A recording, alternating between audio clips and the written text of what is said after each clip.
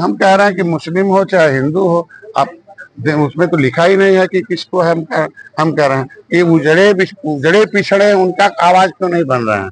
आज के दिन में 19% मुसलमान ही को मुसलमान बेचारा बन रहा अंधा, उठा रहा इनका झंडा, खा रहा डंडा, इनका चल रहा धंधा। अब मुसलमान सच्चर कमेटी की रिपोर्ट कहती है कि भाई जितने मुसलमान उठाता रहा अब तक झंडा तब तक खाता रहना। कहाँ चला गया भैया? सपा आती है तो मुसलमानों को क्यों नहीं देती है उतना? राजनीति में कथनी और करनी का अंतर देखना है तो गाजीपुर का यह मंजर देख लीजिए। मंत्री संजय निषाद ने आज समाजवादी पार्टी के दावों पर कड़ा प्रहार किया है। उन्होंने सीधे शब्दों में कहा कि जो लोग आज मुस्लिम आरक्षण की बात कर रहे हैं वो पहले ये बताएं कि पिछड़े और उजड़े हुए लोगों की वो आवाज क्यों नहीं बनते।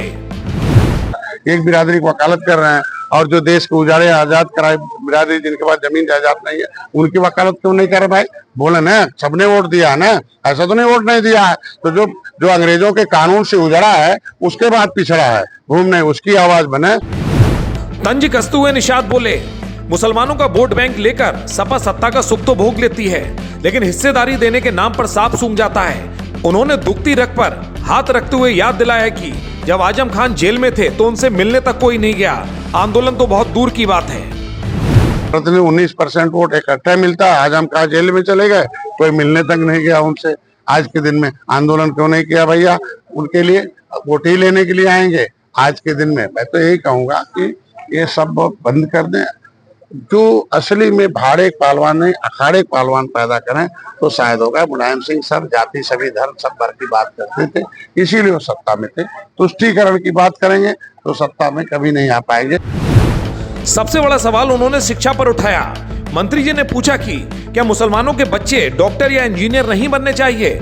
उन्होंने आरोप लगाया कि बड़े नेता अपने बच्चों को तो विदेशों में हाईफाई पढ़ाई कराते हैं लेकिन गरीब के बच्चों को सिर्फ धार्मिक पढ़ाई में उलझाकर रखना चाहते हैं। निषाद का कहना है कि आरक्षण का असली हकदार तो वो है जो झोपड़ी में रहता है और जो भूमिहीन है। संतुष्टिकरण बात करना, संतुष्टि वाला सब जाति। हमारे यहाँ तो कहते हैं भाई मुसलमान का भी बच्चा पढ़े लिखे आगे बढ़े, हम तो यही चाहते हैं वो भी डॉक्टर इंजीनियर बने। वो भी धर्म के साथ साथ एकेडमिक शिक्षा भी ले। खाली धर्म पर पढ़ेगा तो कैसे आगे बढ़े? डॉक्टर इंजीनियर तो नहीं बन पाएगा ना। खाली हम धार्मिक पैदा करते रहें तो आर्थिक स्थिति कैसे होगा? धार्मिक पढ़ाई अलग है, आर्थिक पढ़ाई अलग है। और अपने बच्चे को आर्थिक पढ़ाएंगे और मुसलमान बच्चे को धार्मिक पढ़ाएंगे, ऐसा कैसे चलेगा? धार्मिक के साथ आर्थिक पढ़ाई दोनों होनी चाहिए, तब बेचारे की अर्थव्यवस्था सुदृढ़ होगी। जब सुप्रीम कोर्ट ने कह दिया कि पिछड़ों में और दलितों में जो SC ST OBC में कह दिया कि जिनको एक बार रिजर्वेशन मिल गया उसे रोक दिया जाए, जिसको कभी नहीं मिला झोपड़ी में उसको पहले दे दिया जाए। कहना है कि झोपड़ी में रहने वाली महिला, भूमिहीन महिला को सांसद बनाया जाना। बात सिर्फ भाषणों तक नहीं रुकी। नोएडा में श्रमिकों के मुद्दे पर उन्होंने साफ कर दिया कि CM योगी ने मजदूरों की दिहाड़ी बढ़ाने के सख्त निर्देश दिए हैं। यानी बीजेपी सरकार हर उस शख्स के साथ खड़ी है जो ईमानदारी से पसीना बहाता है। हमारी सरकार मजदूरों के साथ खड़ी है।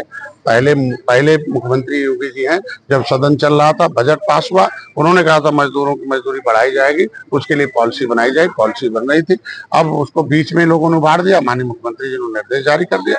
आज मजदूरों के साथ तब भी खड़ी है, आज भी खड़ी है, कल भी है। खैर, सियासत का दस्तूर भी बड़ा अजीब है। यहाँ हक की बात अक्सर उन्हीं के मुंह से अच्छी लगती है जिनके अपने पास सब कुछ है। मंत्री जी ने तो यहाँ तक कह दिया कि झोपड़ी वालों को संसद पहुंचाना चाहिए।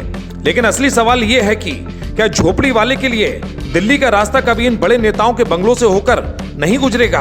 अब देखना यह है कि 19% वोट बैंक का यह गणित सिर्फ नारों तक सिमटता है या किसी गरीब के बच्चे के हाथ में इंजीनियरिंग की डिग्री भी पहुंचती है।